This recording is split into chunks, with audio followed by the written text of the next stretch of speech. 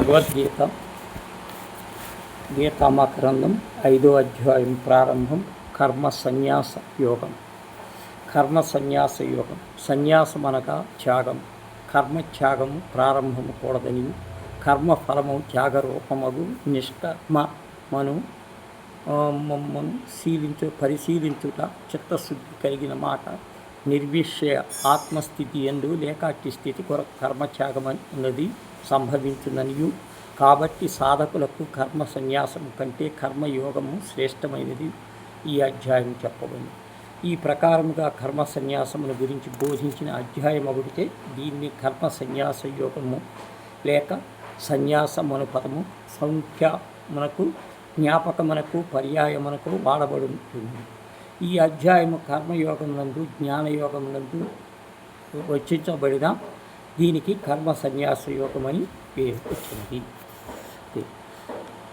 సన్యాసం కర్మణాం కృష్ణ పునరోగ్యం చాశంససి ఇచ్ఛయావీతయోరేకం తన్మహీ శుచిత్వం. ఓ కృష్ణమూర్తి, నీ ఒకప్పుడు కర్మముల యొక్కయు త్యాగముల యొక్కయు మరియు కర్మయోగమును ప్రశంసించున్నావు. ఈ రెండింటిలో శ్రేష్టమైనది బాగుగా నిశ్చయించి ఒకదాని నాకు చెప్పుము.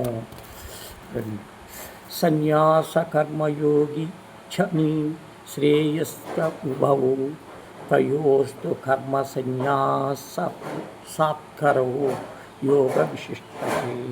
కర్మత్యాగము కర్మయోగము అను రెండు యోగక్షేమములు అయితే రెండింటిలో కర్మత్యాగము కంటే కర్మయోగము శ్రేష్టమైనది.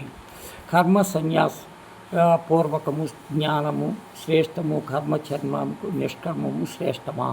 రెండూ శ్రేష్టములే, రెండును ముక్తిప్రదములే. అయినను సాధనకు ప్రారంభించి స్థితి ఎందు కర్మాచరణము శ్రేయస్కరమైనది. జేయస్సు నిత్య సన్యాసద్వేష్టినాజ్ఞాతి నిర్ధిర్మోహి మహాభావో సుఖం కంద్రత్వ ముచ్యతే.